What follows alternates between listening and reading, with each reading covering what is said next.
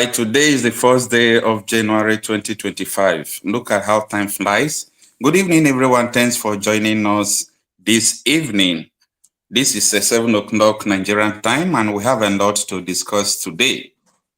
The Chief of Defense Staff, CDS Musa, traveled to Qatar, where they talks about security issues, and he told the whole world that the terrorists in Nigeria has already integrated with the people, that if most of the Northerners, if they are even looking for terrorists, they will ask them to leave the man or leave the terrorists, so they are not terrorists, they are our people.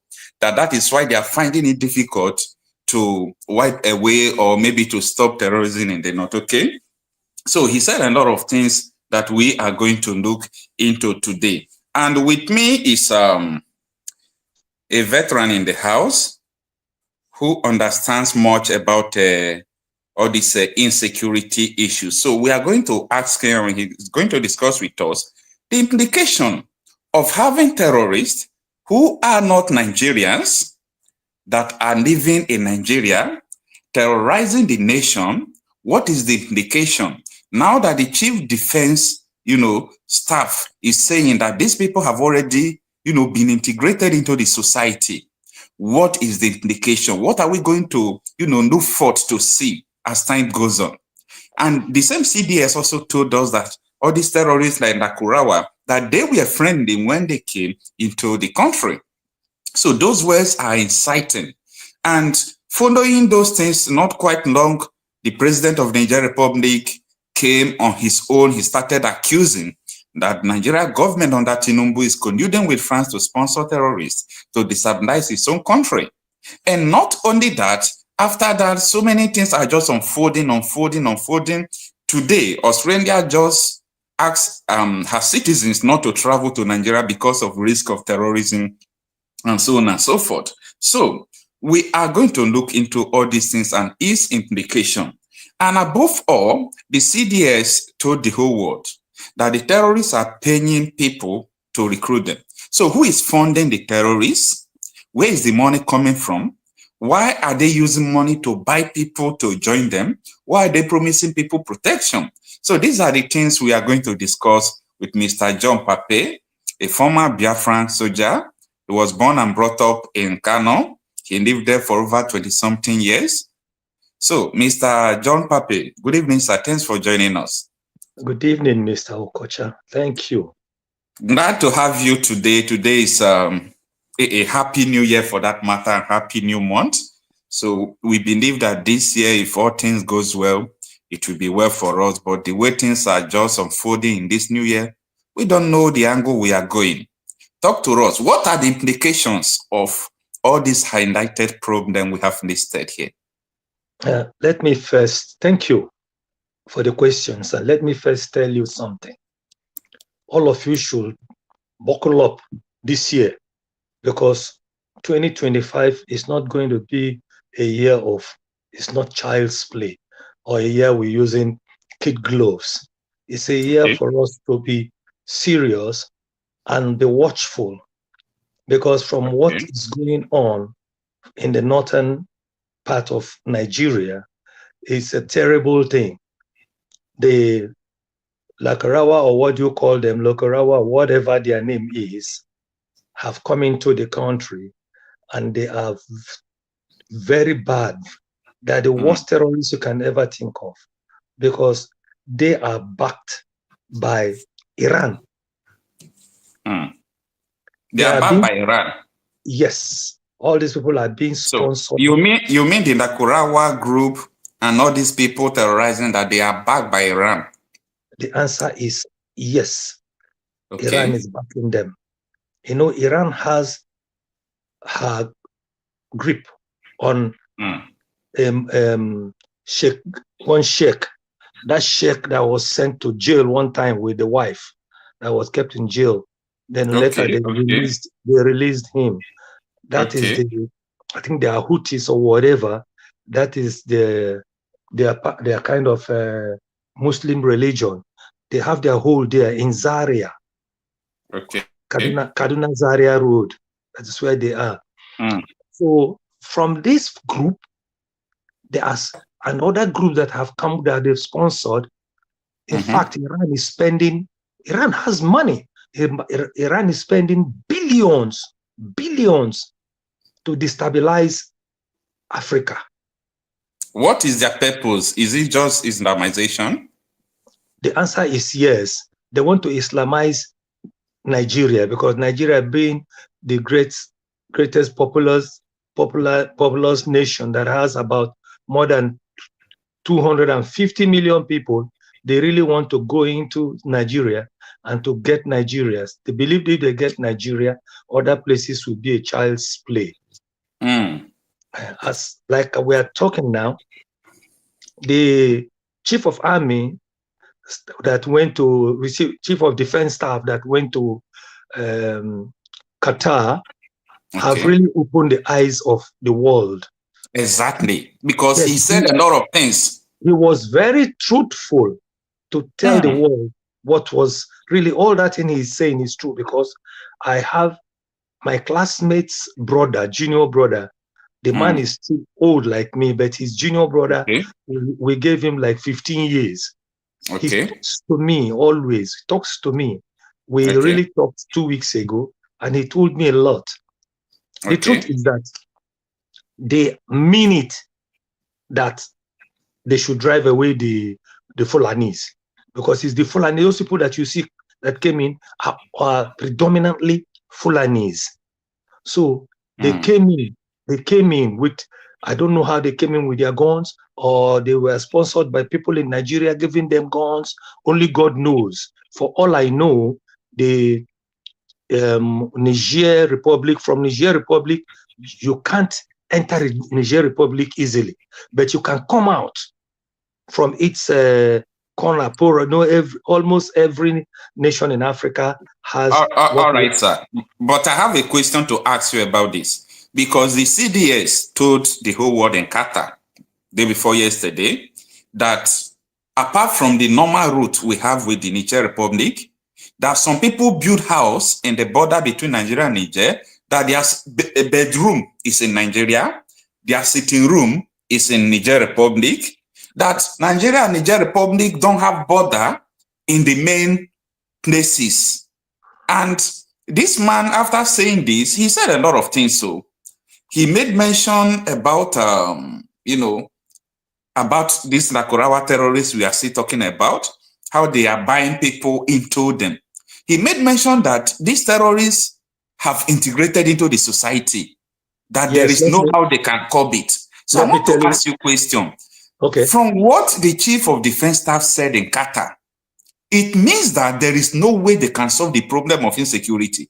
So what will be the future of people living in the north? And not predominantly north, this is holistic, because it has spread down to southern part of the country. It's just only the eastern states that are resisting it. That is why you are seeing gun battle every day in the southeast. So what will be the future of the people if these terrorists can never be stopped? In fact, I heard him when I watched it, when he was talking to it was a barrage of journalists that were asking him questions. The truth is that Nigeria and Niger, I told you they're kith and kins. They are interwoven. In fact, they build houses, like he said, all along till you get to that corridor. The truth is, they are one. And it will take a lot of guts for you to flush these people out of this place. Now, I tell you one thing. They got them. They offered the young ones almost 500,000. They offered them 1 million naira to join them. Just to become a terrorist, 1 million naira. 1 million naira. Quote me, to join them. In fact, my friend told me, my friend's brother told me that a lot of their people have joined those people. And I asked him, I said, but you guys are not in good terms with Fulani. He said, well, that there's hunger in the country and that there's no money anywhere. And the worst is that the Northerners are dying of hunger. in the midst of many. So I now told him, I said, why? Then he said, as long as they are here, that nobody can stop these people unless you will go from room to house searching. Then if there is truth in their mouth, they will tell you this one is not our people, this one came in. So from what the CDS said, there are a lot of work that we do. You can imagine Nigerian government training our own people, training the Northerners. Let me use that word, training the Northerners, so that after training them, I know they give them guns, then they ask them to go and defend their locality, their community. And that if anything is happening, they should call them. And that no army in the world can cover everywhere in the country. So I laughed. I was laughing. Yeah, that is one of the statements, sir. But there is a problem. While he was saying this, he said something that everybody were looking at him like this, because I don't know whether CDS think before he said all those things. First of all, he said that those Nakurawa terrorists, that they believe they are fighting for God. That is what everybody are thinking, okay, like Boko Haram, they believe they are fighting for God. Now, secondly, he said that these people, that there is no how they can eradicate them. And one person asked him a question, sir, do you mean that these terrorists in the north, that there is no way you people can fight or finish everything about them? You know why I'm stressing this issue, sir? Insecurity is something that spread like fire. So if CDS is not even assuring people that they can solve this problem totally, so what is the future? I just want to, through your experience, through your knowledge, you have fought war, you understand all these insecurity issues. What will be the future? Let me say next five months, next 4 months, what will happen? What is going to happen?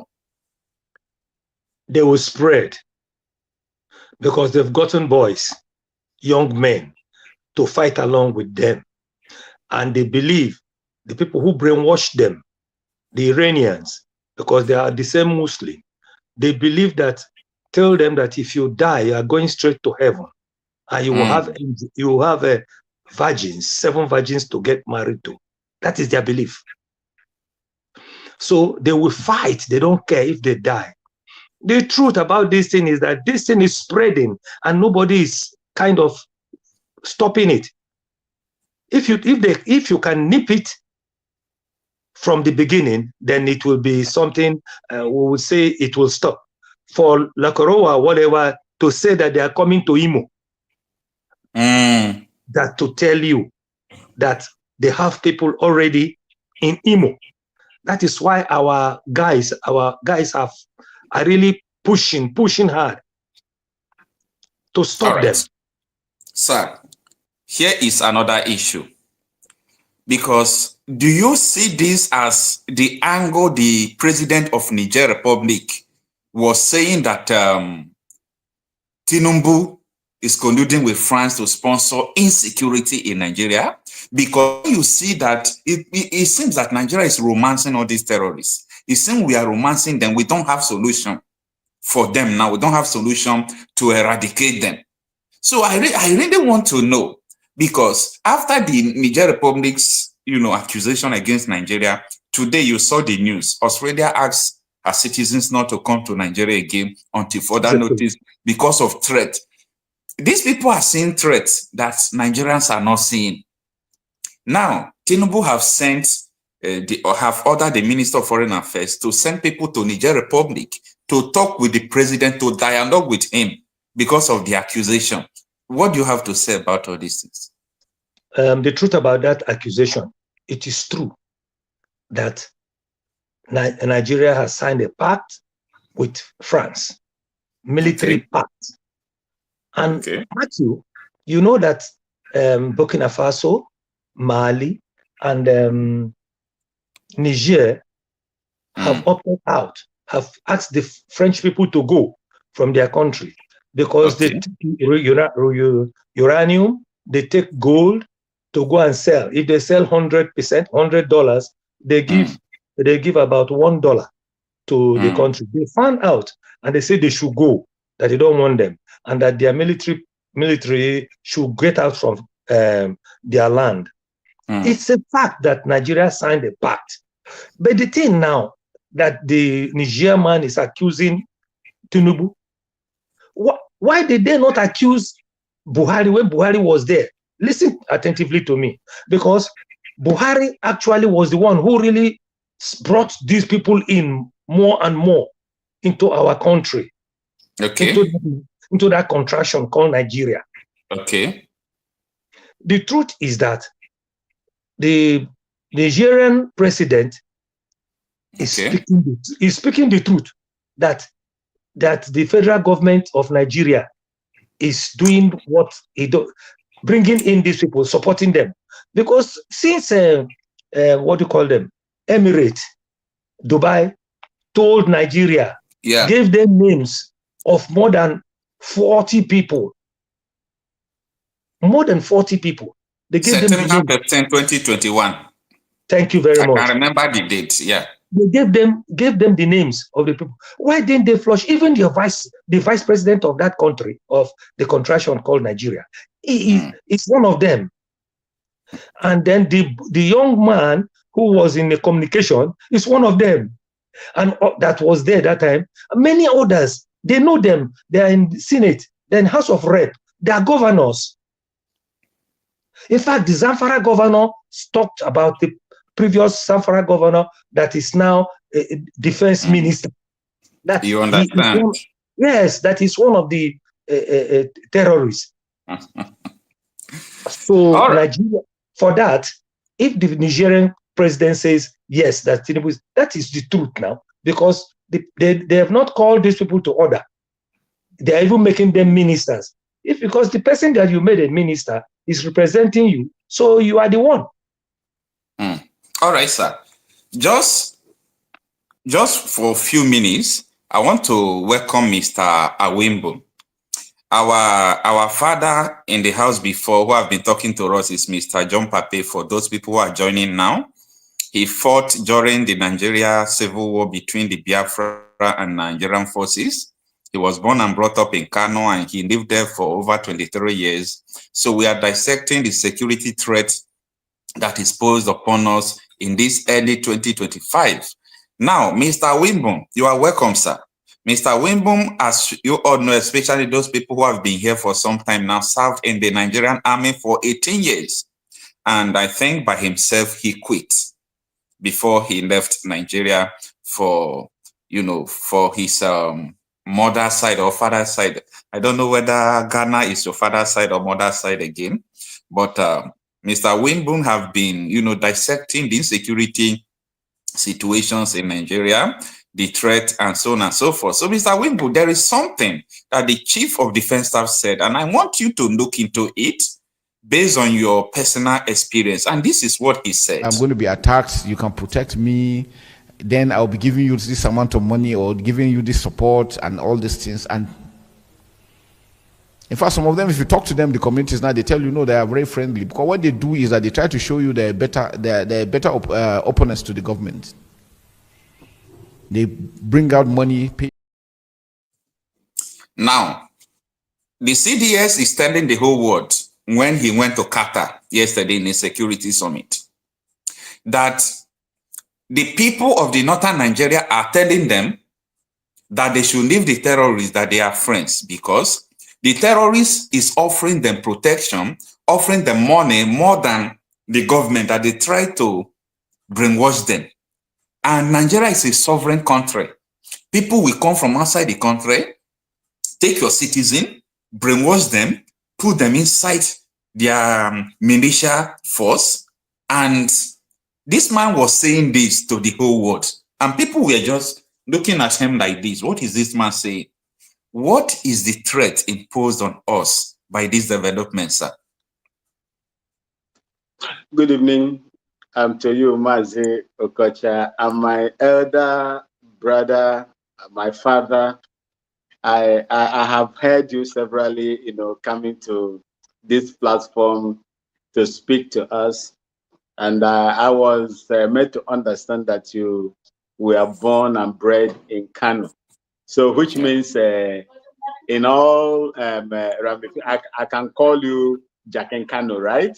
Dede, I can call you Jack and Kanu. Ni Bakano ni. Keba Hoshe. Ni Bakano ni. Okay, that's good. Thank you so much. Thank you so much. I am so. You people are speaking outside. I don't understand outside language. Don't worry. I will communicate with you later. I will communicate with you. Opportunity to remain. Yes, I served in the Nigerian Army for 18 years, and I left the warrant officer second class as well.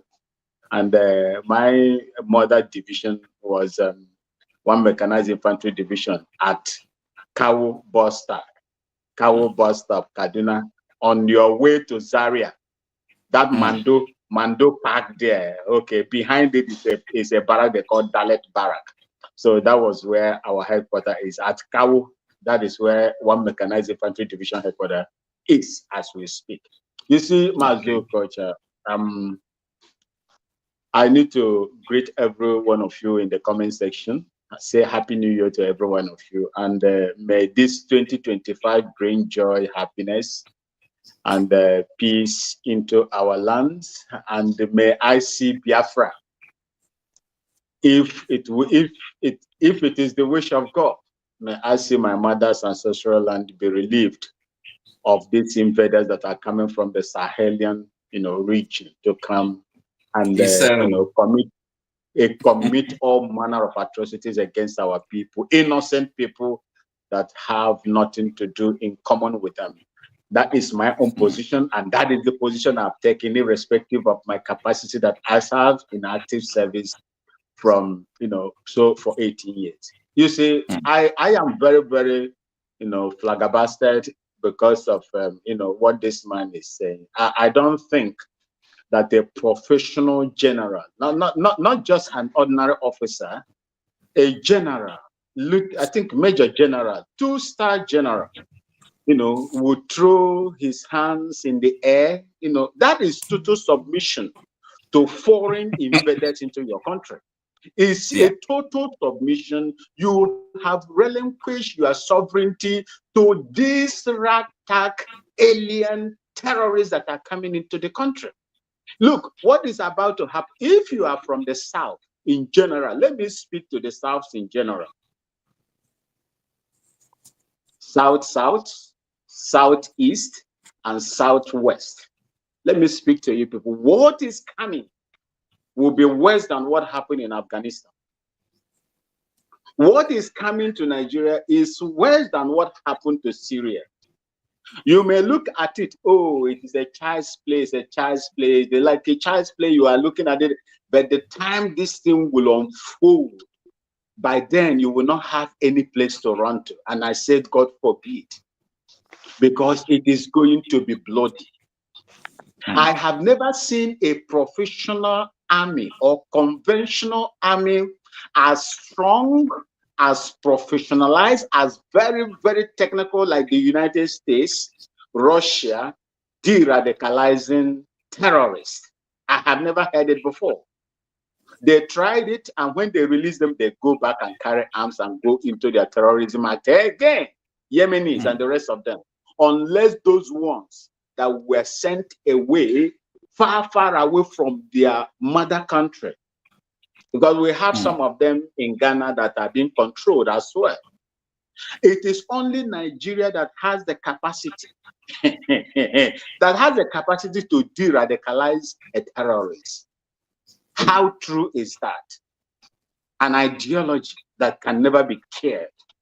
Unless you kill that person, unless you fight that person. It is an ideology. It is not something like me as I'm sitting down here. The only thing that connects me with Biafra is my mom. Okay, so, and that is the politics. And that is why I am doing what I don't want anybody to tell me anything about One Nigeria, because One Nigeria is not working for anybody. It's not working for my mother's people. It's not working. Rather, it is dealing with them. And for this man to go all the way to Qatar, make this submission there, in fact, it is a submission of your sovereignty to an invading force that is still unfolding. That is what I would say. It is unprofessional. It doesn't sound good in the ears of the international community that are watching Nigeria, a country that cannot take care of a terrorist in your country with all the accoutrements that you are exposed to. You cannot take care of a terrorist that is coming, that you have nothing in common with. You can't secure them. Rather, you are romanticizing them, making them look big. And they have the audacity now to use drones on the Nigerian army and Nigerian military facilities. These people have downed aircrafts, Air Force planes. They have downed them in the same country. So what do you think? If you hear countries like Australia warning their people on the security risk of going to Nigeria, that is to tell you they know more than you in Nigeria know. Because every security information about every country is in their hands. The way they gather their information, their intelligence gathering is more than what Nigeria can gather. These people have their satellites and spies and everywhere. How do Nigeria? Is Nigeria capable of dictating spies? They cannot. If you cannot even Lakaroa or whatever they call them, that is just coming up now, you don't have the capacity to deal with these people. Is it a professional spy or someone who is engaging in covert operation or sting operation in your country that you will find out? Take highly technical personnel. You cannot absolutely no. You cannot find them because absolutely they know all the informations.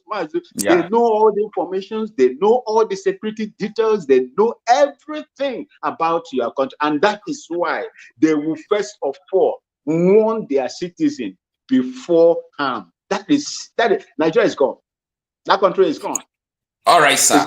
Before I will go to John Pape to understand what is going on in Ivory Coast this evening between the France military there, the Ivory Coast military and their government, because something terrible is already going on there. I want you to react to this situation. Tinubu is telling the Minister of Foreign Affairs to go, mobilize people to Niger Republic and dialogue with the Niger president because of, what has been escalating, the tension of allegation of terrorism against Tinubu. Do you think that this means that what he said is true? Mr. Wimbo.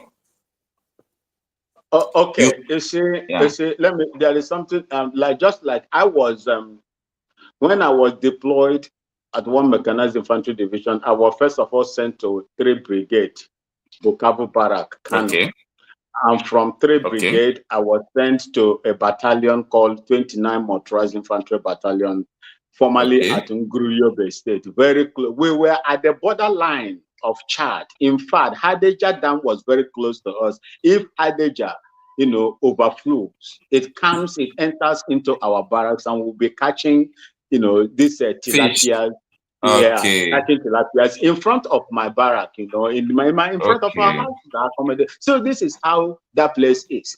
So, if you look at the voting power of the North, according to Nigerian population, this is not, it is only in Nigeria that you see more life in the desert than in the riverine area. I don't know that. Okay. So when you look at, the voting power, according to the books in Nigeria, the North, majority of them, they have affiliations with Niger Republic, Chad, Niger Republic and Chad. They have affiliation. You have brothers across the line. In fact, there is no defined border. There is no defined border in the North. For those of you that have lived there, because I have carried out operations in that borderline when the Chadian, gendarmeries were coming into Nigeria to force our people to pay taxes. Nguru 29 Battalion was, the battalion that was taking care of those things, and quite a lot of things happened there at that time during that when we were there. You see, Tinubu made a very grievous mistake ab initio. You dare not threaten. You dare not threaten a sovereign nation of sending boots on their soil. You dare not, no matter how small that country is. You dare not. You remember when Chancellor, after we left Liberia, when Chancellor was elected as the president of Liberia, there was this international, what do they call itself? Is it international police of warrant of arrest against Chancellor at that time? Do you know that they could not even go to Liberia to arrest Chancellor? Even when he came to Ghana here on ECOWAS, joint meeting or whatever they call it that time, he was relieved to go home. He was relieved to go home. If you want to arrest Chancellor, not in Ghana soil, go to Liberian soil and arrest him. But they couldn't. They look all means, use Obasanjo. They used Obasanjo. These same people used Obasanjo. The globalists used Obasanjo to talk to Chancellor to move, to impose himself, to go on self-imposed exile. So this is exactly what they are doing to this man right now, because they know that this man is corrupt. The OCCRP something report that came out has told them that he is number 3 most corrupt individual who has involved in organized crime, drug peddling, identity crisis, and so on. It is riddled all over him. And they have found succor in this man, that this is the man that we are going to use to get at the neighbors. Because France cannot just fly from France and come, and begin to do anything in Niger Republic. They must look for a base where and that is the reason why they are signing this memorandum of understanding. Remember in the first place, the mistake of Bola Ahmed Tinubu, who was to begin to threaten a sovereign state. That was the problem. That was the beginning of the problem. That was the beginning of that is the rancor that you see today. And he furthered it in furtherance to what he did again. He has been romanticizing with the French, government. When you are my brother, you are my neighbor, and I have so many of my people living across the border in Nigeria that have a very, strong voting power in Nigeria, according to the books. Then you are romanticizing with my own enemy that I chased out. I will consider you my enemy. Automatically, you are my enemy. Because if I don't begin to speak, they will use you to get at me. And that is what these globalists, imperialists, former colonial imperialists, do. If they cannot get to you, they will get to you through your own brothers and neighbors. That is what they do. So for him doing this is a very, very horrible, thing to do as a president. And sending those people, is too little, too late for him, because the damages have been done. And remember also that Russia is one of what do they call themselves? KPG or KJP or whatever. I've forgotten their own, intelligence department, national intelligence department in Russia. KGB, I think KGB, yeah, KGB. These people are all over these 3 countries: Mali, Burkina Faso, and Niger, even Chad. They are all over these places. They are also gathering information, just like the Mosaic, just like the M16, just like the the CIA will gather.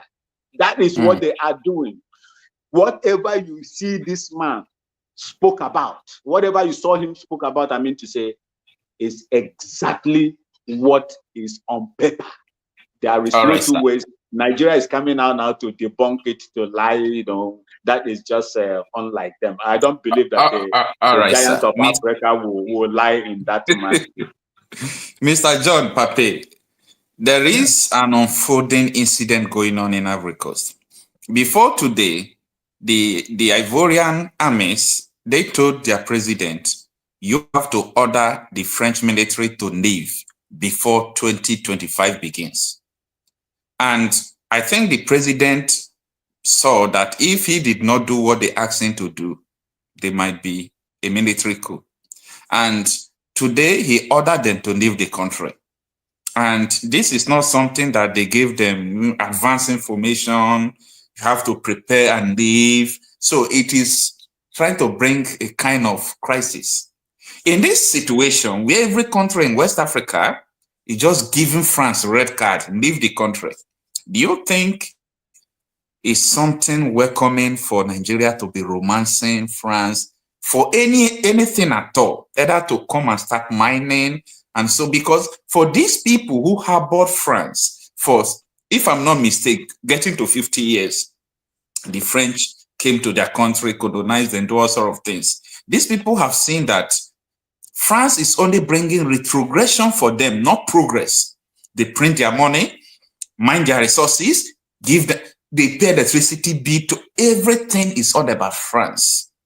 Do you think it's wise for Tinubu to continue in this path of French, you know, I don't know the adjective I will use to qualify it.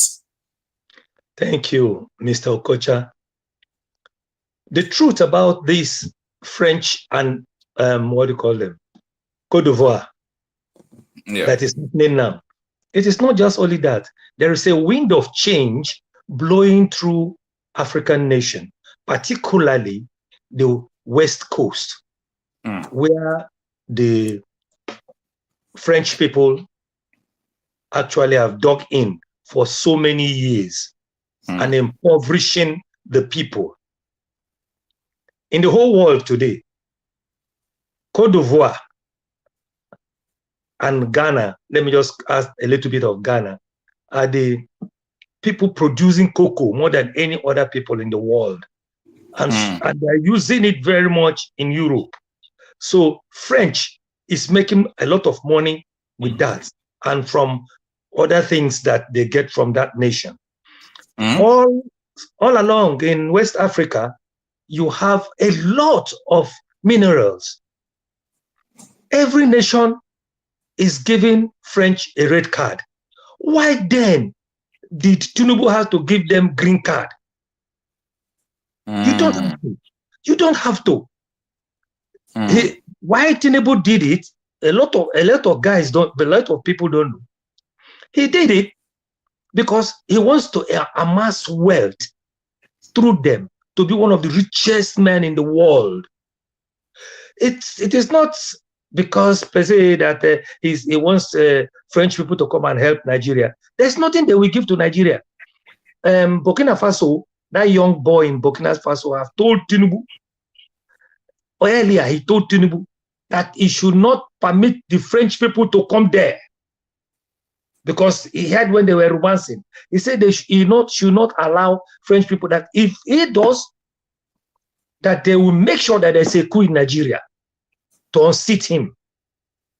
So what I am looking forward to now is that between now and the end of this year, let me just say, between now and July, 6 months, a lot will unfold in Nigeria, particularly about our military.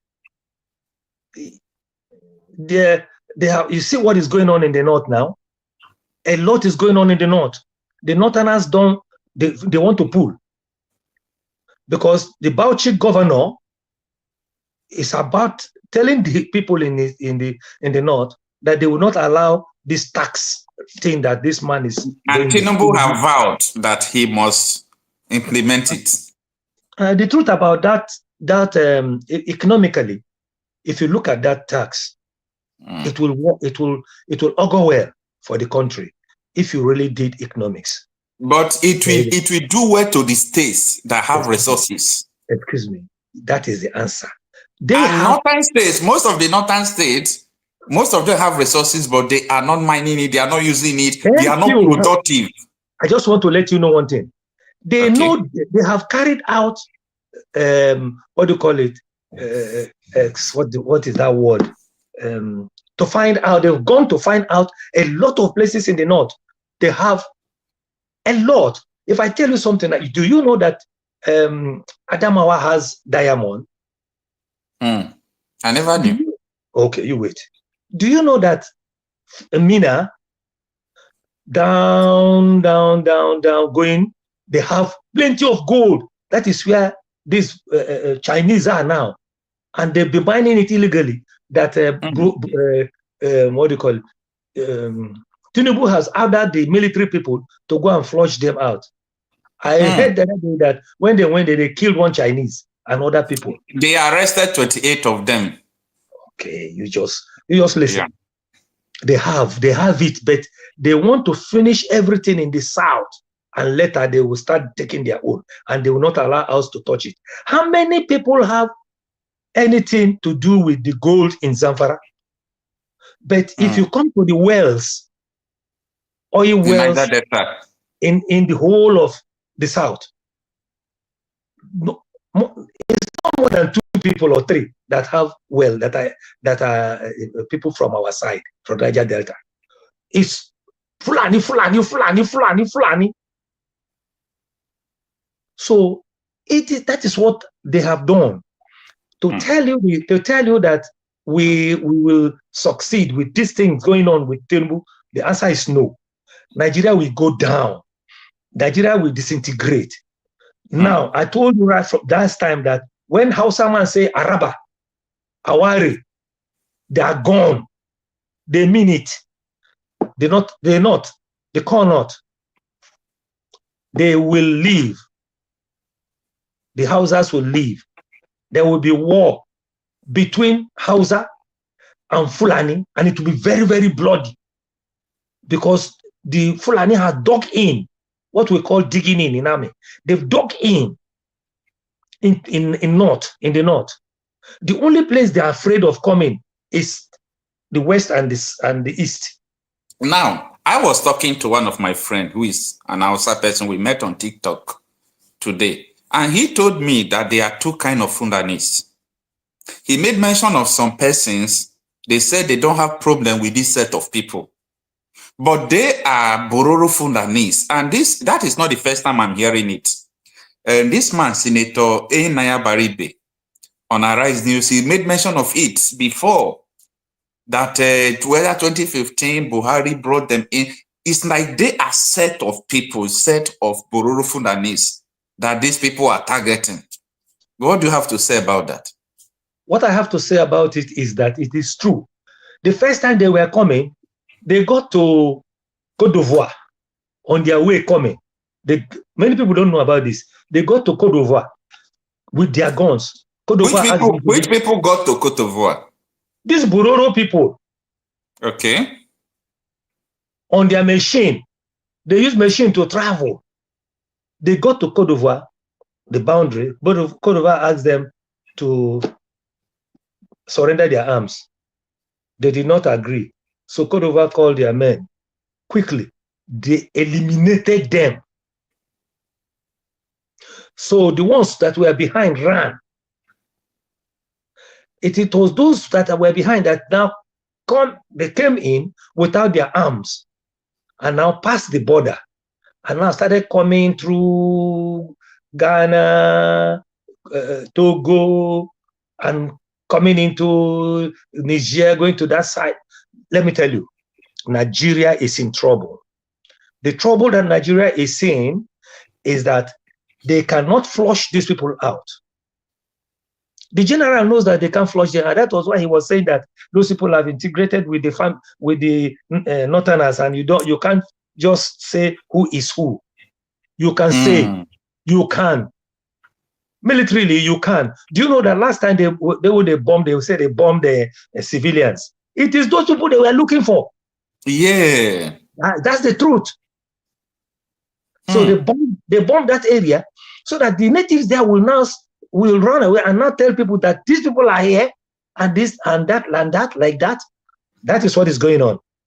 If Nigeria wants to be a nation, they should continue with the North, the nation in the North. But you see the South, they will never, never, never get the South. It's gone. The South is gone. We're ready to lay our lives. I've just so told you the truth. I told you last time that even a child of 6, now I can take it down to 5, will carry gun and defend. Because they have heard this thing. That was why they destroyed the history of Nigeria. Obasanjo and co. Destroyed the history of Nigeria. All right. Mr. Wimbon, I want you to react to these things, but I still want to let you know that Tinubu in his speech today says something that history is going to come back to Nigerian schools by September. Is that a no to so many people? Because what I'm hearing now that Tinubu has prepared to scatter the country no matter what happened. The man will just want to do what he wants to do. He don't want anybody to stop him. Tinubu is becoming more stubborn to everyone, both the negative aspect, both the positive aspect. He don't just want to hear word. What is he bent to? What did Tinubu really want? Emilocanization is a term that was introduced in Nigeria during when he was running for president. Emilokon, it is his term. And when a child is crying and pointing finger, if the mother is not there, the father is there. There was a reason for him to continue to say Emilokon. Yeah. And if he did not get it, something else will happen. You heard him. You heard him. Something. There is an agreement that was there, they signed. That is what I suspect. Because if not, I don't see the reason why a presidential aspirant will be so bold to say all the things this man said while he was coming. Look. Yeah. Tinubu is someone that you cannot take for granted. He will do whatever he wants to do. If he cannot succeed, he will destroy it. He is ready to destroy it. Now, let me go a little to what my uncle said concerning our Africans. You see, these people, there comes a time when they were coming into, in fact, they entered into Ghana. There is a video when this one is not just the army, it's just the police, Ghana police. There is a region, Ashanti region, a town called Agogo in Ashanti region. I think I made mention of it either here or a different platform. Our people, the women could not go to the farms. These people would deal with them, these Fulani people. And these are not the Bororos. Okay. There is Fulani Bororos and there are the militant wing of the Fulani people. The reason why I categorize them as one is this. The Bororos are the ones that are living with you. They call them township, Fulanis, Bororos. They've lived with you, they've integrated with you, they work with you, and so on and so on. You know them, they know you. But when this, the militant wing wants to attack that particular place they live in, they will be the person that will give them, the people that will give them the leeway to come in. Okay. Because a stranger cannot just come into your place where he doesn't know and begin to operate. Never. These Bororos that are live with you will become moles in your own community to unleash or release information and harbor these people. That is why I don't, I have my reservations, when it comes to them. So when they came into Ghana, they came in and they started grazing on farms of people, raping and, buying a lot of people. Then the chiefs and the civilians, the citizens of that said, no, it cannot happen. They wrote a petition and the president, was very, very swift. It was the police alone that went there. The army didn't go. They told them, go in there and take care of this business. If you listen to the video, when the commander, the police officer was speaking, he said these people are not as professional as you are. If they fire one bullet, their own is counted. Fire 100, the government will supply you, and make sure that you get rid of our territory, from these people. And that was exactly what happened. And when they entered, they were very, very proactive. They were very, very stern. When soldiers tell you that I am going to be stern on you, they were very, very stern on them. And since that time, you've never had anything in Ashanti region of Agogo town anymore. They moved to Burkina Faso.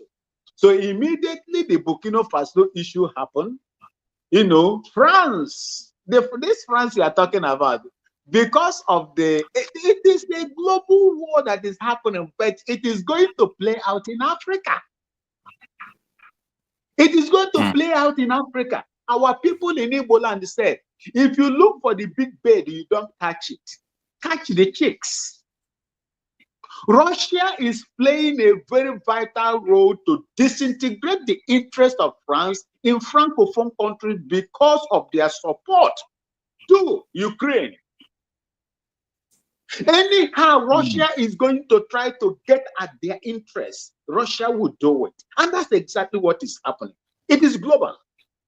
It is a fight. It is a hidden fight between these two top Security Council members in the United Nations.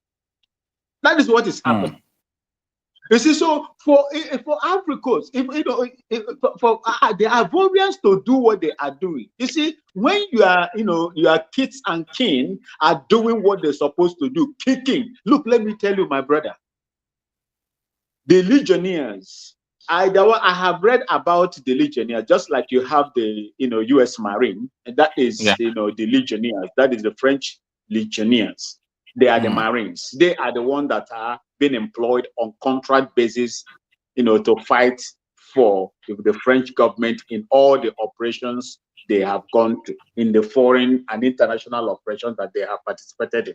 They are the Legionnaires, the French Foreign Legion.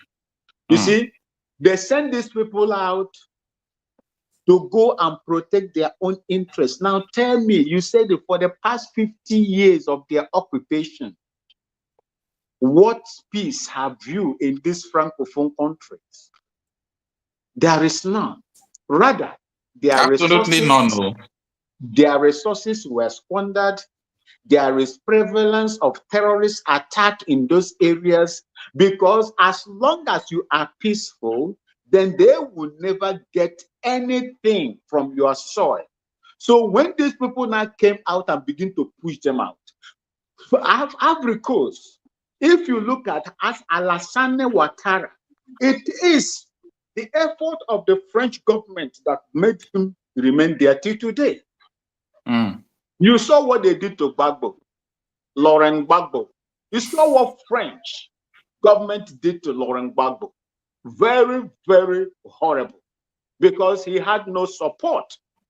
Russia wasn't there at that time. If Russia was there supporting Gbagbo, Laurent Gbagbo, Alassane Ouattara and the French government would not do what they did in Africa. All right, sir. That is what all I can say about it. Okay, before we hear from John Pape, I don't know whether he'll be going out very soon. There is a guest that is bearing a University of Social and Religion. Please, if it is possible, just you can turn on your video so that we'll see who is joining us after this course, so that you can tell us your thought about this. All right, let's have this corner. Hello? Hello, my brother. Yeah, good evening. Thanks for joining us. Yeah, this is Maz.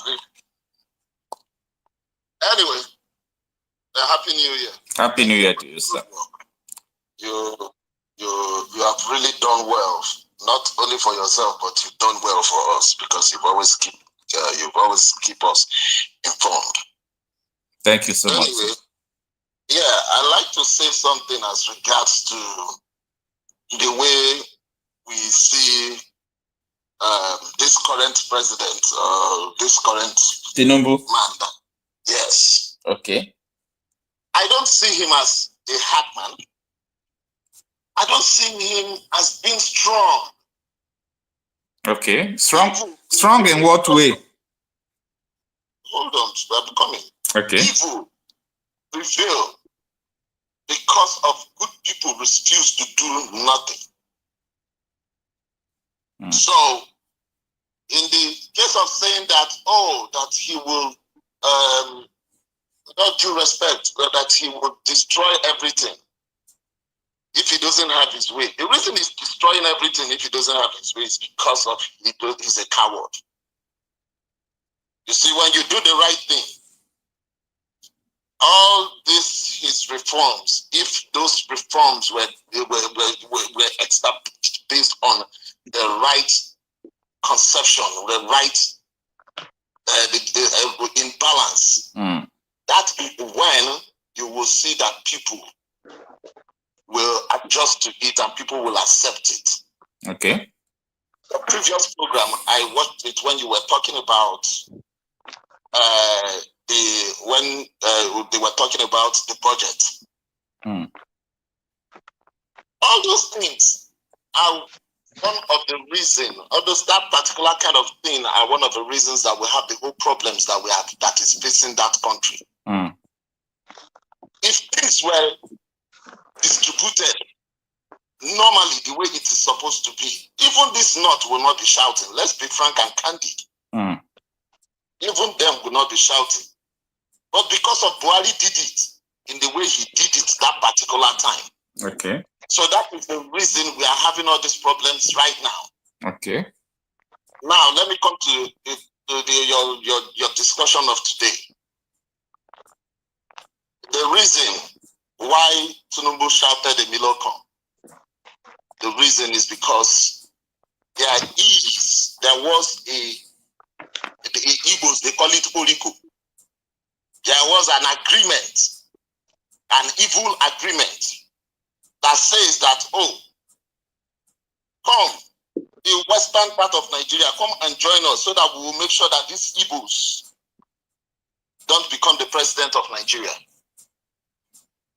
And when you look at it, when Buhari was giving some kind of body language that, I don't want to do this thing, I don't want to give it to this guy. El Rufai and the gang, Ganduje, they went to him in Aso Rock and explained to him that if you do it this way, these people will take this power.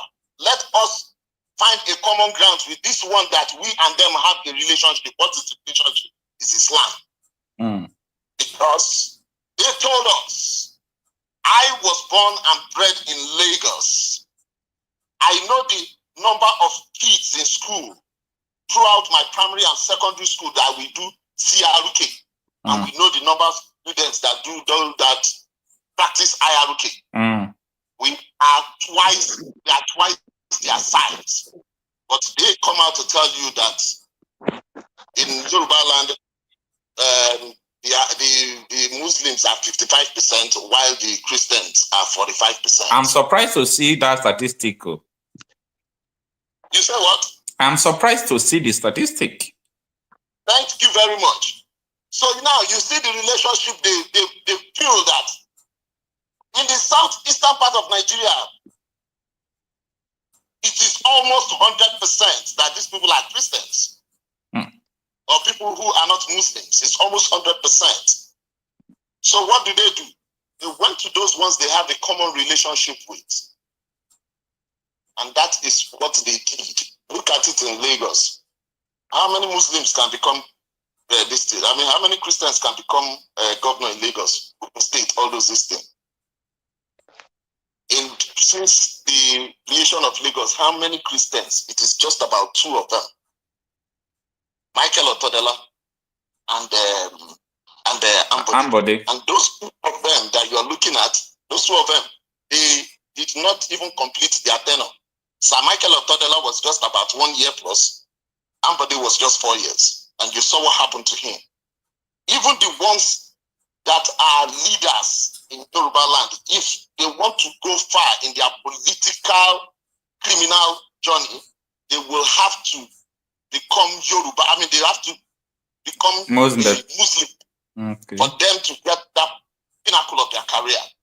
So what we are saying here is the dance between the Yorubas and the Yoruba elite and the criminal northerners against one particular section of the country, which is the Igbos.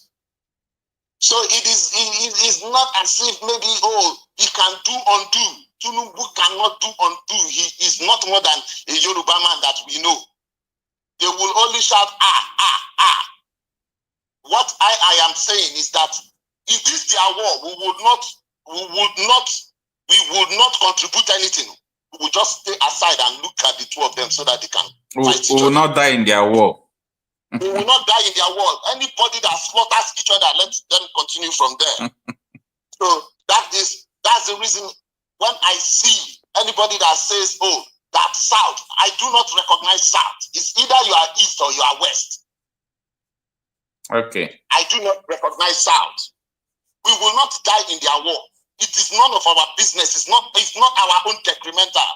It is not in our place to say anything to them. It's all right, sir. Because they have not been able to do anything right all their life. If they do things right, and what is the right thing to do? If you want to survive Nigeria now, put that thing back to regional system of government. And when you put it back to regional system of government, make sure that the whole Igbo nations that you put in other states, the one you put in Cross River State, the one you put in Benue State, make sure you bring them back. The one you put in Delta State, make sure you bring them back to the fold. That is when you will have peace. If not, the best thing for Nigeria and the best thing for Nigeria for every individual is that we shall start thinking, championing that everybody should go their separate ways. We can't coexist because we are not one nation. We cannot. The only way we can coexist is to make sure that regional system of governance is back in fold. Thank you very much, my brother. All right. Thank you so much. I really appreciate your contribution. All right. I don't know. Brother, mute yourself. University of Religion, something. I don't know. Can you unmute yourself and introduce yourself to us? Okay. Yeah. I salute you, brother. Is it okay if I don't on my camera? If you feel because of security reasons, no problem. You can introduce yourself to us. Okay, I'm the University of Biafra in coastal region, and I am from Ekpa state, and I live in Germany. So I think that introduction is fair enough, sir. It's very enough and controversial for that matter. All right, talk to us. Because the introduction is controversial. Don't worry, talk to us. Okay, thank you so much for accepting me like this. I want to thank you because I watched some of your programs some time ago and it was really very inspiring. I have also been following up right here what my comrades were saying.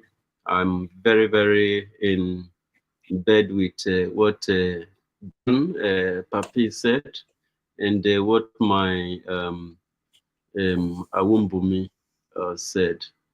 You know, the situation we are in here is a very, very critical one, and our people are taking it very lightly.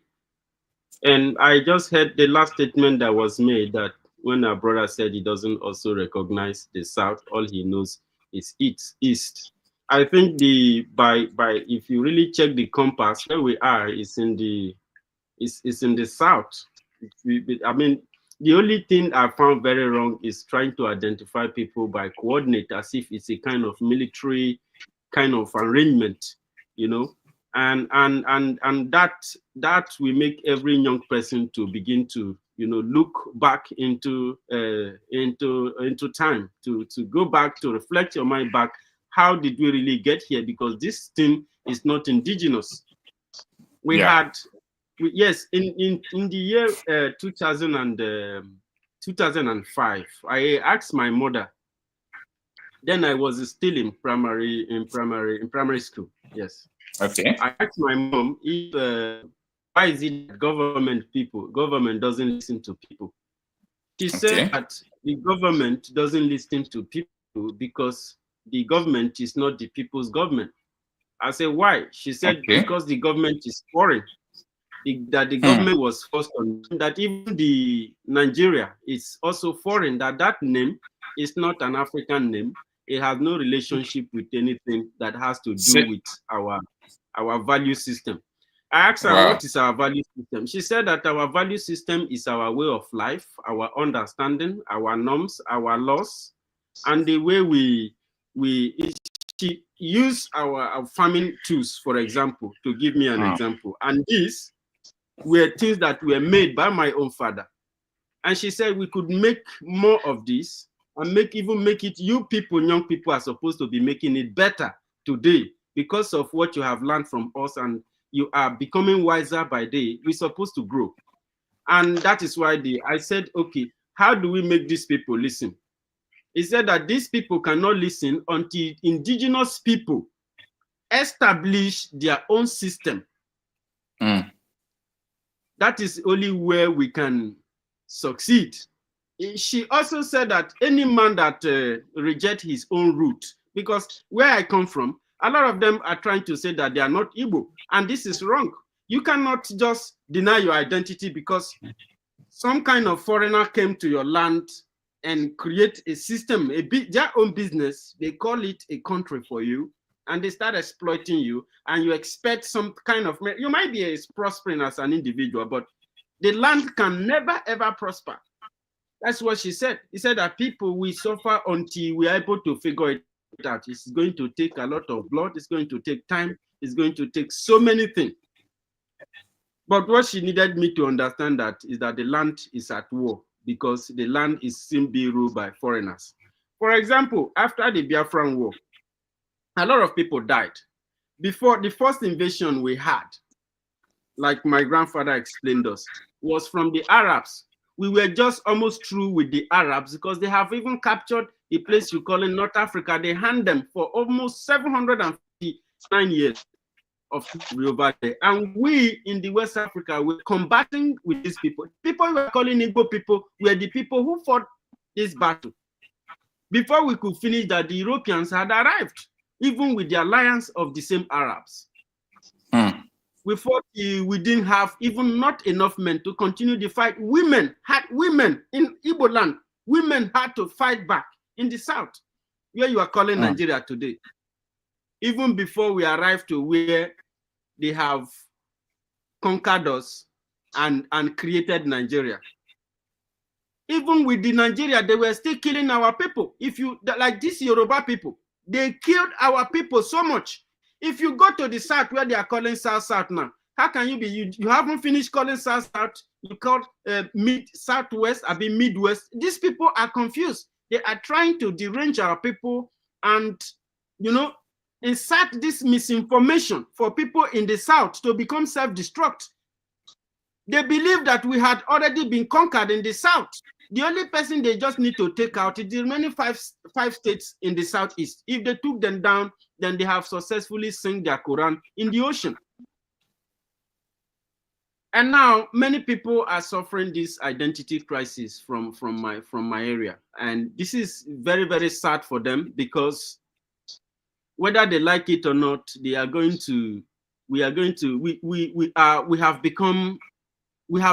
been programmed by systemic slavery. When we tried to survive with Nigeria, they were committing pogrom. If you go to the north and you go to the west, they were killing our people.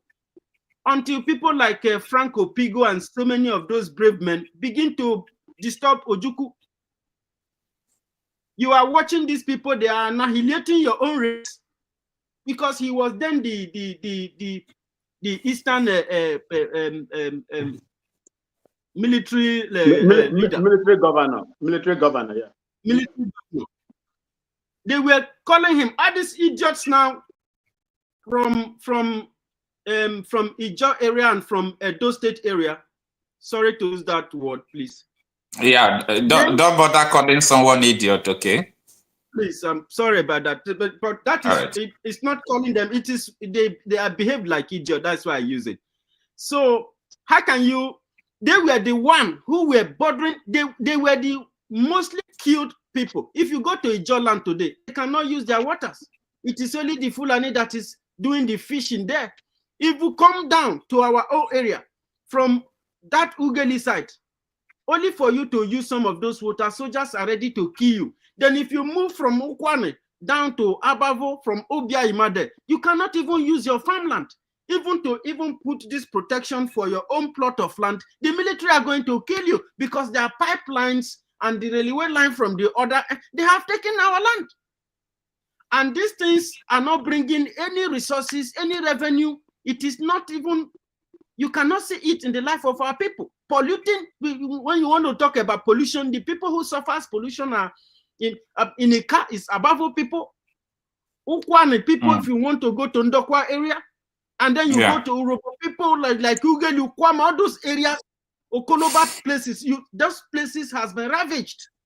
But if you live in the city, you want to paint Nigeria, you want to demonstrate Nigeria, but Nigeria is practically, you know, underdeveloping our place, destroying our ecosystem. And people are out there encouraging it. They tell you Nigeria is good. How can you be in America and you are saying that Nigeria is good? Does it make sense? At all. If everybody had left the country, at all. Come back home and join us. The way you are enjoying it in the US. So who is going to build the Nigeria that they said like is good? You run away. Everybody is running away. If you open free visa in Nigeria, everybody will leave. So who is this person that is it will be empty? So it is not a part of Nigeria's economic damage system against our own people. And we are watching it and allowing it to happen in our own generation. You practically, you know, exile your own people by using economic strangulation. And then when these people leave, you are occupying their land with terrorists, knowing that there aren't enough able-bodied men to, you know, orchestrate resistance. And whenever anybody from our own area stand up to begin to angle resistance against the state, you call us all names, you kidnap us, you will use your colonial masters to arrest us and investigate us for terrorism, financing, and incitement of terrorism. How can you be killing my own people and you are accusing me of inciting terrorism? And people who are supposed to talk, they are there. And that is why Dr. Dube will tell you that we are living in a crazy world. This is a real crazy world. It's a crazy world. This is bad. When I think about it, I feel horrible when I give it a thought. It's okay, my brother. And then let's turn to Mr. John Pape, because I think very soon he will be going for a meeting. He told me earlier. Mr. John Pape, I know that these are the reasons why you joined Biafra Army to fight for, you know, for freedom and all those things. It's not a good experience, but thank God that God is keeping you alive. At least you can tell the history. You can tell the stories of what transpired before. Do you think that anything has changed? What happened before that led to the war? And what is happening now? Do you think that something changed? It is worse now. Okay. Because prior to this, to the war, during that war, prior to the war, it was in their land that they were killing our people. So that before that war, that made us to come back to the east. And rivers, because rivers, Bayelsa, Ekpa, Benin, everybody to Calabar, all of us, Port Harcourt, we are one. That is what we call these places I'm telling you, where we used to be one outside there. When they were trying to kill us, all of us gathered together. That's our fathers came together and fought them. But today, they have our people that are there. If they want to kill them now, they will finish them. And now inside in our own place here, they are here too, killing us every day. If you go into the farms, you will see people, both in Agbo, like the brother said now, Ika, Igbo, Ika, Ogoshuku, Iseluku, in the whole bush, they're killing our people, our women and our men. So now I want to ask a question. Why is Asari Dokubo killing our people with his men? Why not face the Fulani that is fishing in their waters? Why has your governors not talked? Because that is why, if you see, I've been making the video that why is Southeast governors keeping mute? Why Asari Dokubo every day saying my boys are there in the east? You are asking fighting. A question. Who are his boys? Yes. They've colluded with him. All of them are together. They know what is going on. And he's spying our people. Let him go straight to his people now and buy the Fulani that is, even they are doing bunkering itself. The Fulani is following them doing bunkering. After all, the people who have the oil wells that we have in Nigeria are Fulanis. Tell me how many Delta person from Delta, or how many person from the East that has, maybe it's very few, like Ato Eze, or very few people, other people that have oil well. How many oil wells do you think are there that the Fulanis have? Look, the Igbo people will say, they finished us. The best thing for us is to continue what we are doing. Anybody that brings up his head to say he's a saboteur, we buy him. So let us stay together. Come together. Don't allow anything to spoil this thing we are doing now. Let us move on. Allow the what do you call him, Simon, and the Dr. Ngozi. Allow them with the few people who are behind them. Allow them to move all this mounting that is going on. Let our boys continue. And then I want to use this medium to tell the one commander that came out on the I don't know what he's doing, to come out and be showing his face. And we soldiers don't do that. He should be loyal to the people who brought him. He should not now start interfering in what they are doing there, because he started siding some other person. No, it's not proper. As a soldier, he should get out of that place and now face what he's doing and not side anybody. Let the people. All right, sir. Yes. All right, sir. Mr. Okay. Can I continue? Mr. Awimbu, I wanted to I ask you a question, but let me allow Pape to finish. Like, there is something you have not said. Yes. Another thing now is everybody should ask their people back home to buy salt. Igbo call it Nnu. Those who understand Hausa, to do what? I will tell you now. They should buy salt and store it in the dry place where water will not touch it. Because that lack of salt was what killed our people, particularly the children and the old people that died because of lack of salt. Because from what is happening now, those like Rawa or whatever say that they are coming to our side to fight. If there's any fight going on, there'll be no market. You buy these things and keep inside the house, particularly crayfish and the salt.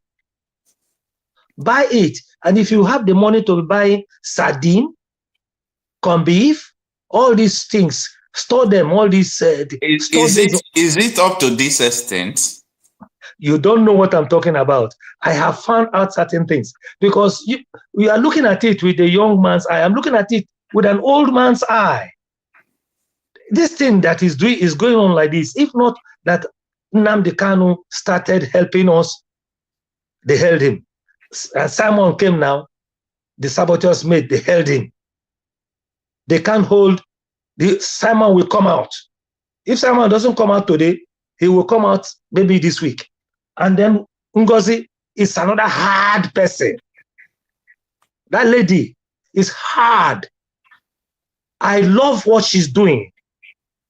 Let us continue in this pattern that we've brought out to be defending our people. If not, all right, then go buy also. If not. All right, sir. I want to ask Mr. Wimbun, our ex-Nigerian military officer, some questions. There is something that is going on in Nigeria that is taking out the voices taking out the voices. Anyone that speaks against the government, that speaks against what is going on, they don't care to know whether what you are saying is real truth, the fact. So far, it's against them. Once it's against them, they will come after you. What are we going to do to prevent such thing? Number one. Number two, that I want you to address is this.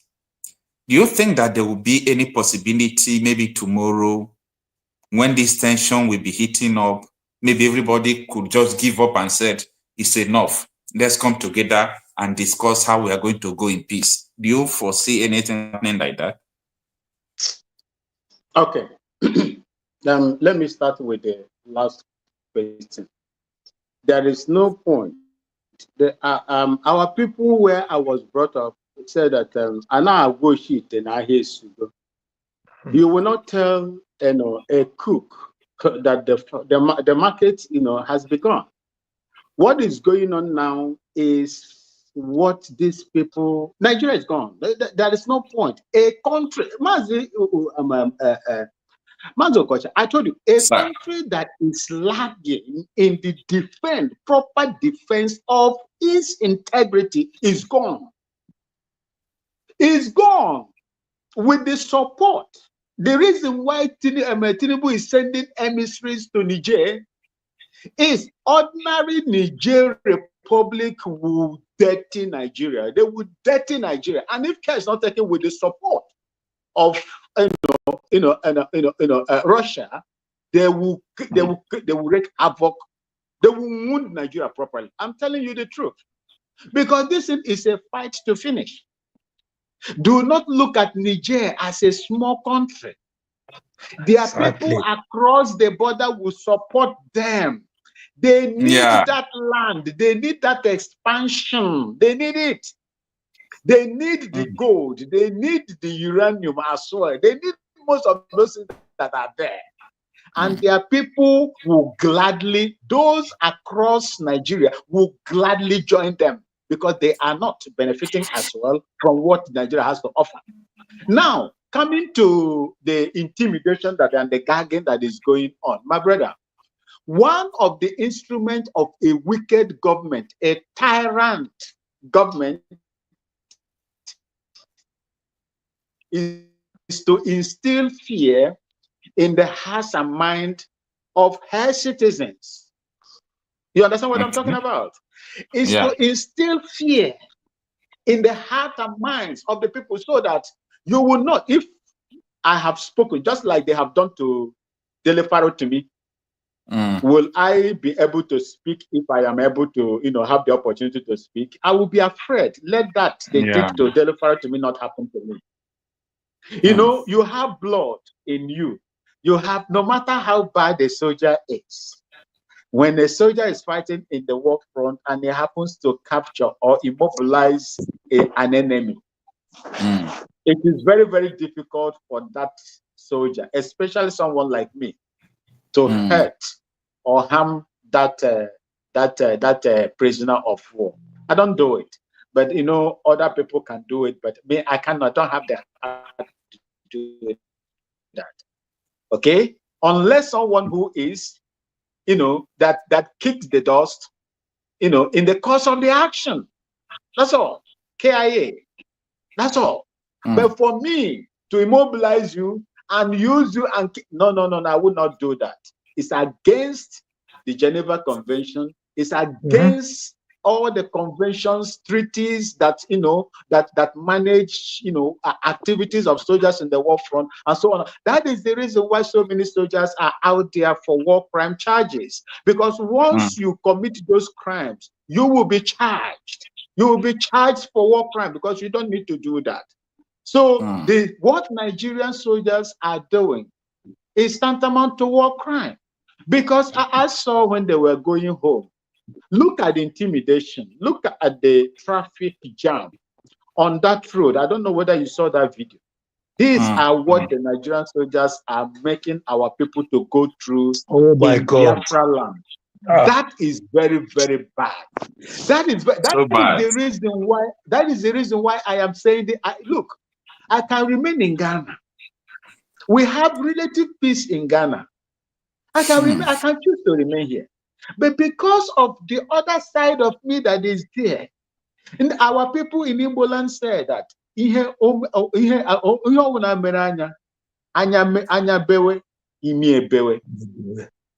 is the right. truth.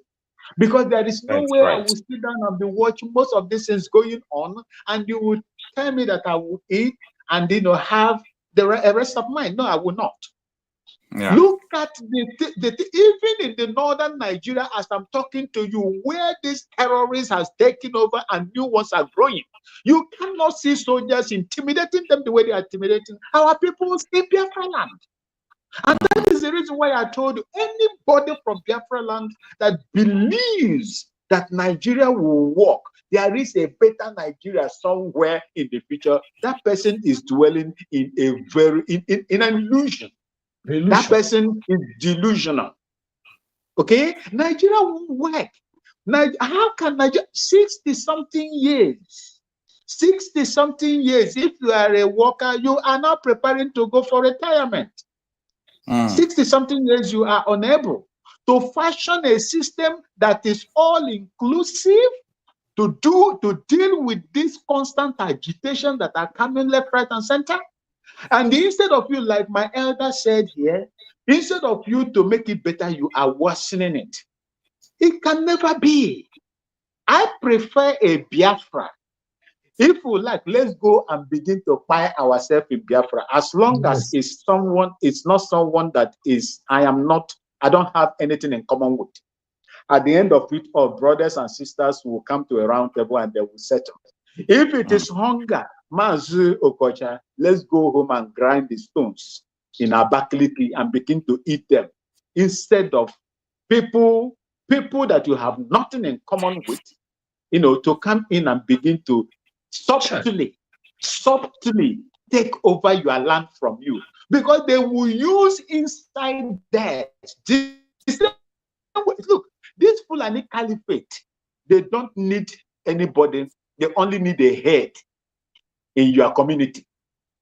Look at what they are using Hopos or them to do. Of course. Look at what they are using Ojos or Kali to do. Look at what they are using this man Omahi to do. Look at what they are now also. They are going to use so many of them to get at the people. I am here to tell you, Mazi Okocha and the rest of you that are true daughters and sons of Biafra land. Our elder here, that I don't know whether he has gone.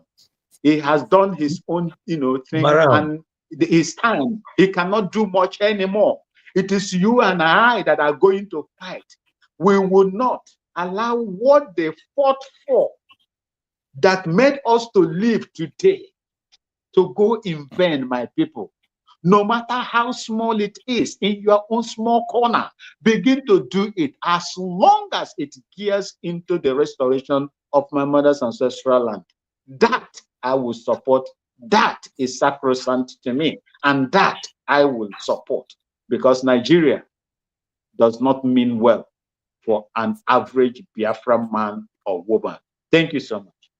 Thank you so much. We have a new guest, Mr. Nikondas. Good evening. Thanks for joining us.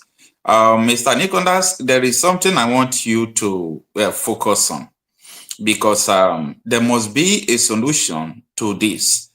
It's either disintegration, it's either anyhow we can be able to bring a solution to this, because the Chief of Army Staff, in his own opinion, and I think that is the fact, is trying to portray a story that the insecurity situation in Nigeria is insurmountable.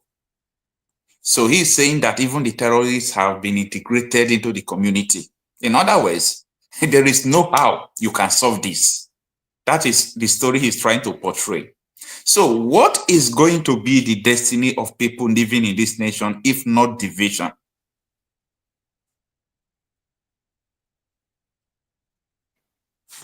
You can unmute yourself.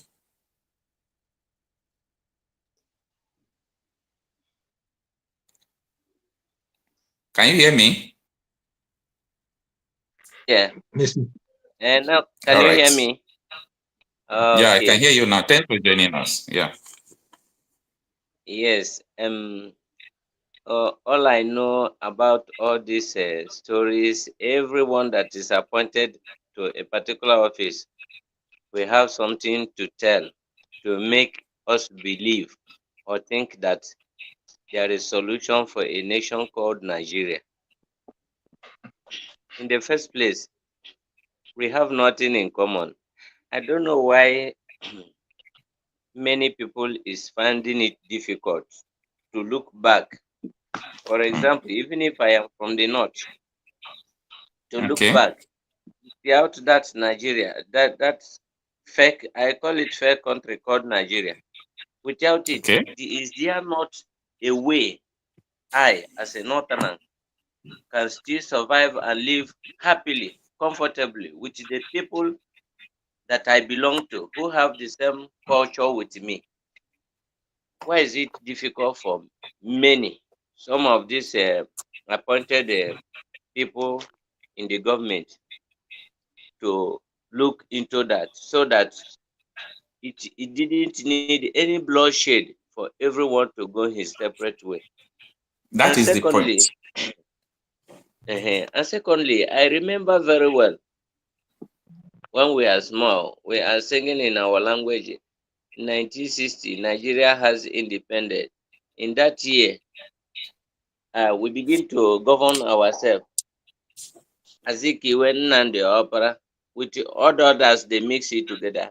What am I talking about? It's because that very year, 1960, independent year, I read that in history that Nigeria is three different regions that has their own prime minister. Each has their own prime minister, north, west, and east. And like As I regional found, governors. at that point, Mhm. we don't have much problem because everyone is focusing on his area with the people Okay. that looks alike. That's where I used to Okay. say, if I have much time, I would think that these white men, they look into the bush, how animals live in zone, and they choose that method because it's nature created by God. Mm. This antelope, they don't live together with lions in their own zone.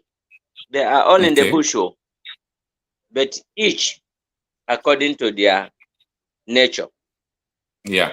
But here in Africa, not only just in Nigeria, but Nigeria all will be example to others, and there will be peace in Africa. You see, had it been, they can find it easy, as simple as it is. Let us go our separate ways. Now, the people who You are know, supposed to say this are the House of Rep, senators. These are the people that are supposed to say, many people are dying in this country. How do we come together? Because let me tell you the honest truth. I don't think there is anybody that is happy that people are dying. Both the two parties. But I think it is the duty of these people. But how can they say it when someone is already controlling them from above? I know very So, well that no politicians, let me say just from southeast or eastern region, no politicians will stand up at the house and say, let Nigeria be disintegrated. They cannot do it. First of all, will I say it so? All those people they send to the house is not elected by the people. That's my own fundamental belief. They have never been sent. They only go by appointment by those that select them. Because I have never seen election in Nigeria. In my own, since all right. I begin to hear about election. It's only violence, destruction, and force. Like is it a military officer or whatever, or police officer that say one time ago that and INEC results are being written and in their office and be given to somebody, to the electoral chairman to announce whatever you vote, it doesn't matter. How can we survive in such a situation? It's impossible. Yeah. And it goes back to that thing which Ojukwu said in one of the interviews. He said that Nigeria has never existed and Nigeria will never exist. And you look it critically, you know that because me too, I have lived in the north. I just live like a stranger, just as I'm here. You are not free. You can't say anything anyhow. And even if you say something, they don't need to take you to court or anywhere. You can be killed. Like when I go there newly, I went to fetch water.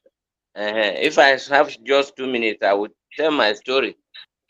As small as I was then, I went to fetch water at the pump. So they put buckets online. I thought it's a normal thing. Then when I put my own now, I saw that those outside kids, they used to come. When they come, they don't put their own online. They just go straight to the pump and fetch water and go.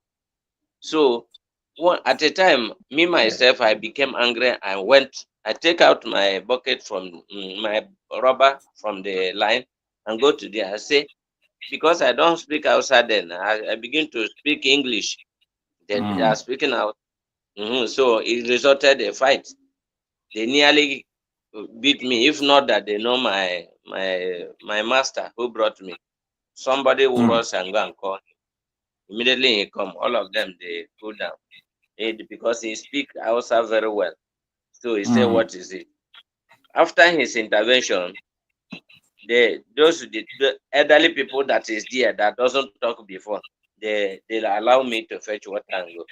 When I get to our shop, my master told me that if I try to claim right in this place, they will kill me and nothing will happen.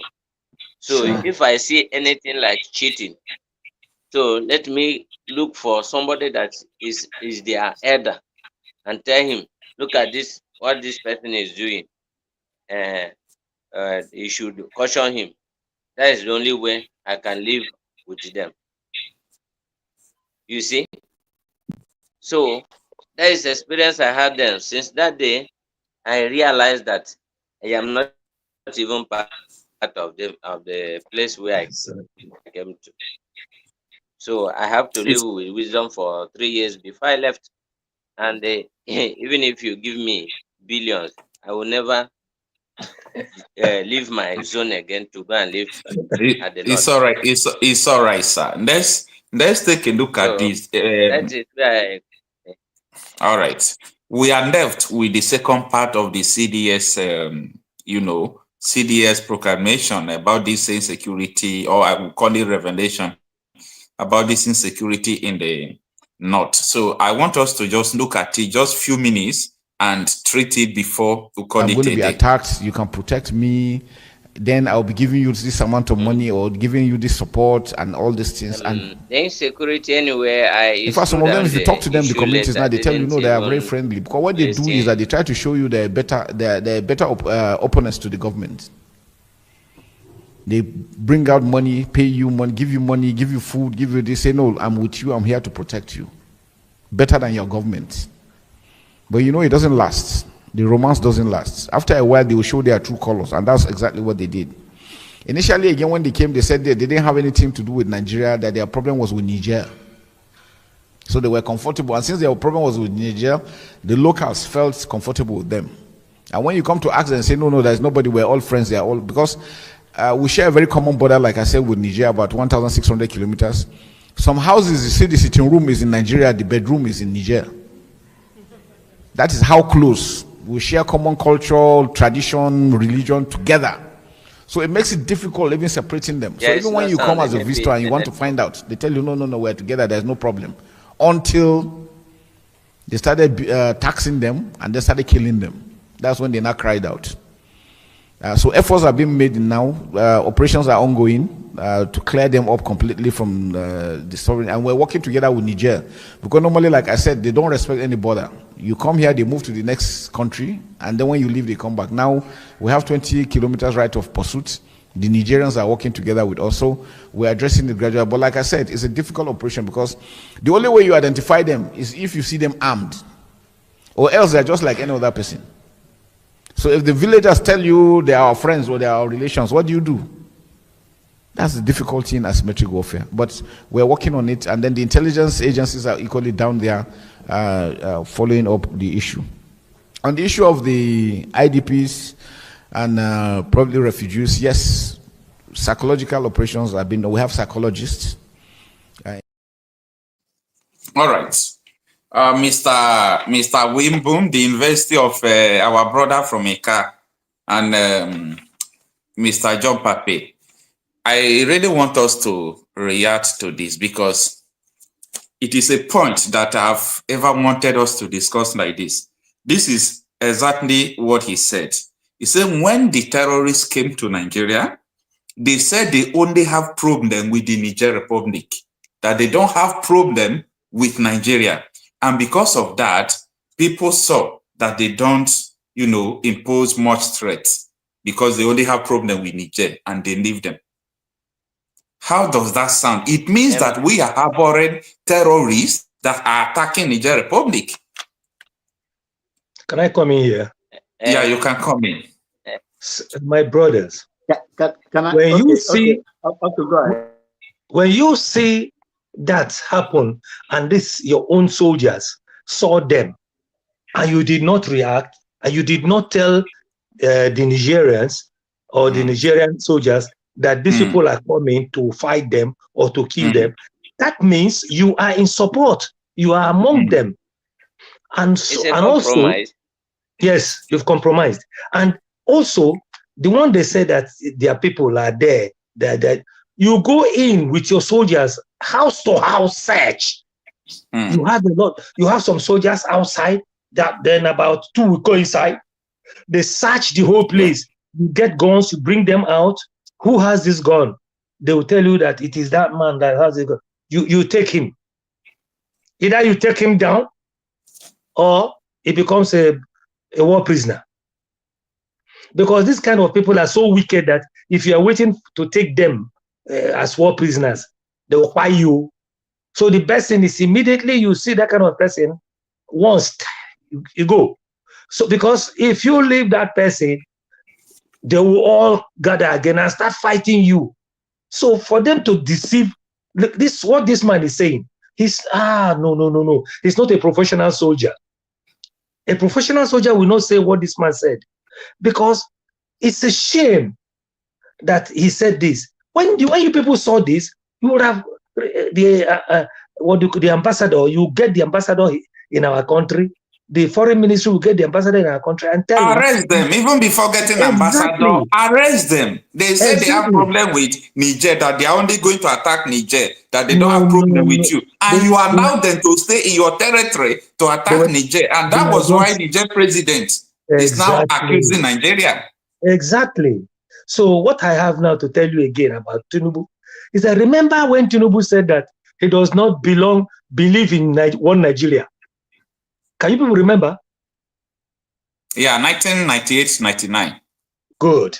So Tinubu is here to scatter everything. That is only where I can reach today. Let me leave you people. Thank you for giving me the opportunity. All right, sir. I know you will be going for a meeting. Okay. Yes.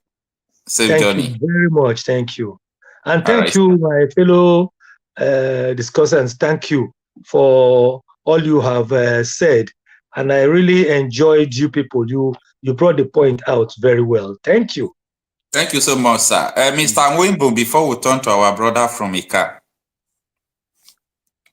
Thank you, my senior elder, and may God continue to keep you alive, to have opportunities like this to come and lecture us of what happened in the past when we were not there. Myself, I was born 1975. I was not even there when these people, laid their lives on the, on the ground. defending my mother's ancestral land. And for those that passed on as a result of that, struggle, I say, may God continue to bless their souls and, prosper those that they left behind. You see, like I told you before, I still stand on my own position. I have never seen a general I think this guy is Lieutenant General, right? Yeah. He's a Lieutenant General. That's 3-star general.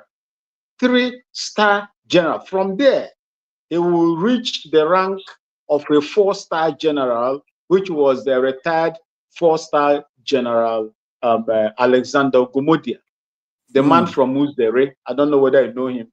He was the CDS, the Chief of General Staff of Chief of Defense Staff during Obasanjo's time. I think Obasanjo's time or Goodluck Jonathan's time. You see, when people like this speak, when you listen to them, then Mazi, you will know that this guy is empty. Do you see the foundation why Niger Republic will be angry with Nigeria? Yeah. The giant of Africa. The giant of Africa, so-called giant, with all the resources and human resources, natural resources that God has given to that country.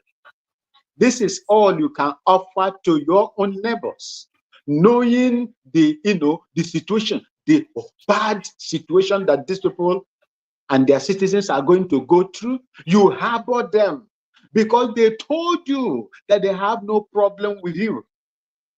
That the only people they have problem with is the Nigerian Republic, the Niger Republic. What is the problem they have there? They are going there to attack them. They are going to destroy their infrastructure. They are going to tamper with the rudiments of that country. They are going to buy the citizens of that country, possibly take over some parts in Niger Republic and control it. And you allow them. Now, the python you fed has not turned now to swallow your own people within your own area. And you are crying. You caused it. The general, the armies. You see, because of I do not know. Especially time when I always like to compare during our own time. Yes, the military were bad. The foundation that is making Nigeria where it is today, unworkable, is because of the military that I serve. And I will tell you that most of this nonsense that is happening today would never rear their ugly heads when the military were there. I'm telling you the truth. It can't. It can't rear their heads. You remember the war we fought against the Chadians, rebels, which Buhari also took part in. That time I was not in the military. They destroyed they took care of those areas. But this particular one, you allow them to come in, settle in your place. You give them the same heaven. You give them the power. They were buying and feeding themselves in your own territory, using your territory as a launching pad against your neighbor. And you feel that at the long run, they will not come back to you. Jesus Christ. I don't know the reason why this man is saying it. This man has just shot himself on the foot. He has exposed their inability and their, lukewarm attitude in curtailing some of this problem. Let me tell you one thing. I want to use this opportunity now in rounding up to address people from the old southern region before the amalgamation. You people were great people. Irrespective of what happened that time, you were great people. Tell me, if this thing that happened in the north was to replicate in the southeast, south, and southwest, what do you think will happen to the everybody will die. Everybody there will die. Those places. They will wipe away everybody. Look at what is happening. They are in our forests. They cannot even control the activities of these Fulani terrorist bandits that are in our forests, preventing our aunties and mothers from attending to their farms. And they cannot even stop them. When we look at the 20 meters or 50, 100 or 200 meters away from checkpoints. It has happened. The Reverend Father that was, bishop or so that was kidnapped, they brought them out. Look at where they put them. 100 meters from there is a checkpoint. And you tell me that these people are not colluding in the words of T.Y. Danjuma? That is the reason why I am going to call out and will continue to call out any Biafra that still believe that there is a better Nigeria to rethink. Rethink. Because when people told us that time that, the Taliban your network is disturbing. Okay. Can you hear me now? I'm rounding up. Am I coming out clear? Yeah. When if someone told us in the past that the Taliban will get hold of the government of Afghanistan, I wouldn't have believed. Yeah. If someone told me that the rebels will overpower Assad, the strong man, in the Arab Gulf, I wouldn't have believed. This thing that this man is saying now will tell you the inefficiencies and the unprofessionalism that the Nigerian army is riddled with. So, my people in Biafra land, get your acts together and fight for the separation, of yourself from that British franchise called Nigeria. That country is a commodity, is a company that the British bought from Mr. Goldie, administered by Lugard, and sold, I think, about 600,000 pounds to the British government.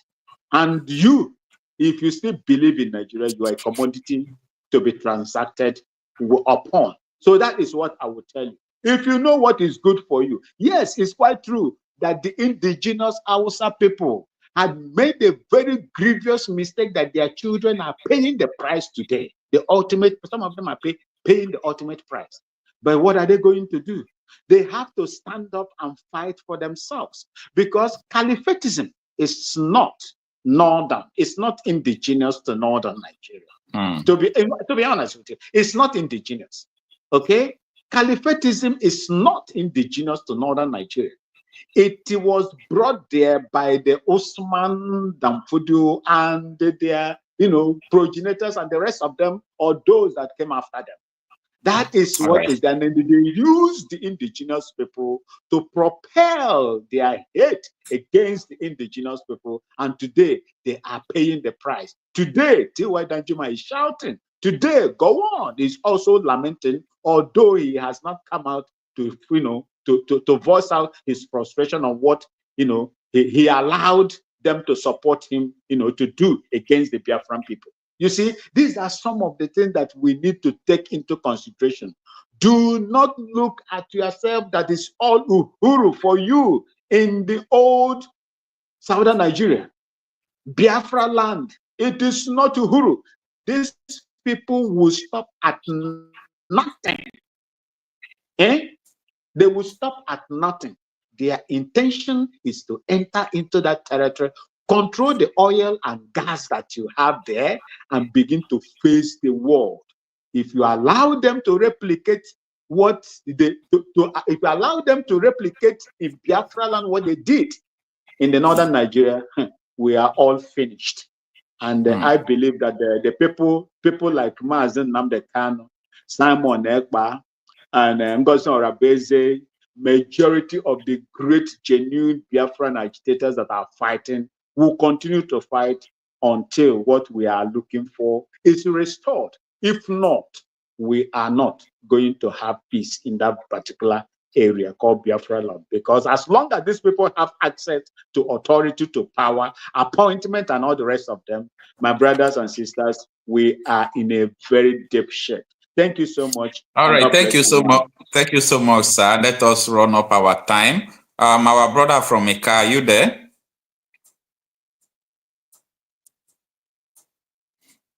Okay. His device is muted. All right. However, before he turn up, in case he's not here, our brother Nicholas, what do you have to tell us before we call it a day? We'll be closing at 9 o'clock Nigerian time. That is next 4 minutes. Just tell us your last words. Okay. I'm always happy to follow your program. I just hope that God will do the best for us. At least this, I wish that there will be no bloodshed, but let Nigerians separate peacefully, everyone in his own region. It didn't prohibit anybody to go to any nation because we separated. Because in the first place, it's not our wish to be together, and we have seen it from every angle. So let us just believe and pray to God that it will happen sooner than later. That's my own submission. All right. Thank you so much. Mr. Wibu, I really appreciate you, sir. Thank you so much for always. I like to hear things that happen before me. So I like to hear all those stories. So when I'm hearing it from you people, it gives me more inspiration and the taste of what transpired in the past. Thank you so much. And to our viewers, thank you so much for staying up to this time. It's approximately 2 hours we started, and this broadcast is just scheduled for 2 hours. So I really appreciate everyone who turned on to us. So let's call it a day. Have a nice day, guys. Keep the fire on, Mr. Crusher. Keep it on. Where the fire day? All right, sir. Many of us are coming to realize the truth about all things. Thank you. All right. Thank you so much, sir, and have a wonderful day.